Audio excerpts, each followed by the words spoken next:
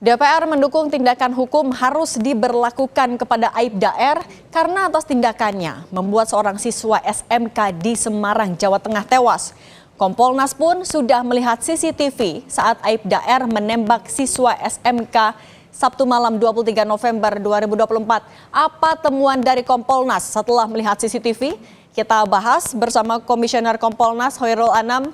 Pak Anam, selamat petang. Apa kabar Mbak Cindy? Sehat selalu.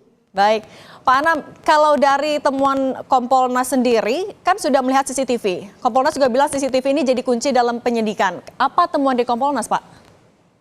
Ya, sebenarnya Kompolnas tidak hanya melihat CCTV yang di Alfamart ya.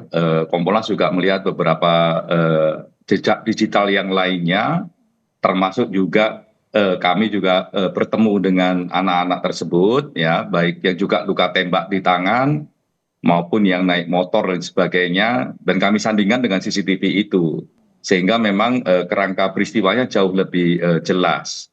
Tapi lepas dari itu kami mengapresiasi komitmen dari Pak Kapolres ya, yang mengatakan dia mau bertanggung jawab dan sebagainya, dan Polda juga mau menegakkan hukum pidana, menegakkan etik, jadi tidak hanya berhenti di etik tapi juga pidananya gitu. Dan pidana ini kalau tadi saya juga dengar itu kena 338. Nah itu menurut saya langkah yang baik gitu.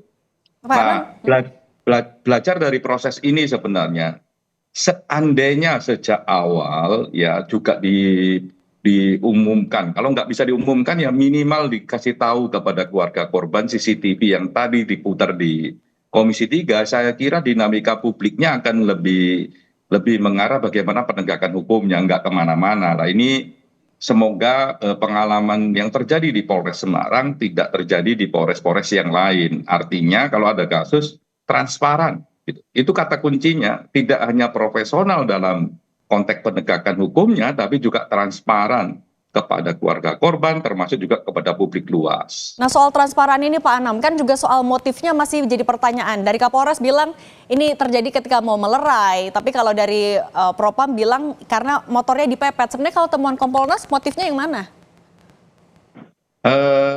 Kami menunggu hasil dari lapor digital itu, karena kalau dengan kualitas CCTV atau kualitas yang lain ya, rekam jejak digital yang lain ya masih bisa ada multitafsir.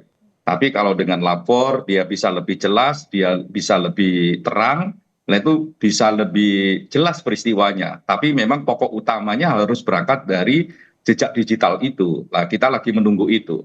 Apakah itu serempetan ataukah tidak serempetan, ataukah itu menghindar gitu ya.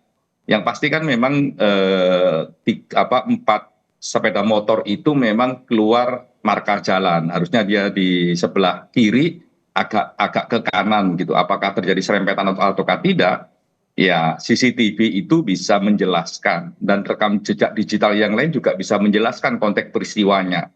Nah kami sedang menunggu hasil lapor bagaimana konstruksi peristiwa yang berlangsung dengan satu hasil laboratorium forensik kejelasan dari CCTV tersebut.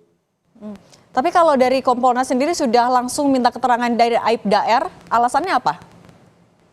Iya, alasannya dia sebut memang dia melihat orang naik motor gitu ya, agak ke sisi kanan melanggar marka jalannya dia, ya, sehingga dia berhenti dan agak minggir ke ke sebelah bahu jalan. Habis itu nengok yang naik motor tersebut kok berbalik arah, makanya dia balik arah, terus ya itu naruh sepedanya terus melakukan penembakan. Pak Anam, juga dari DPR bilang kalau Aibda R gagal menilai situasi. Kemudian juga dari Polda sudah mengakui ini adalah tindakan yang berlebihan. Dari Kompolnas juga mencermati hal yang sama. Sejak awal temuan kami demikian, ada excessive use of force atau bahasanya Pak Kapolres excessive action gitu ya. Tapi ini memang satu tindakan eksesif berlebihan gitu. Kalau memang mau nangani misalnya 4 motor yang cepat jalannya itu kan ya bisa berhenti atau bisa nelpon anggota yang lain dan sebagainya. Bisa seperti itu sebenarnya.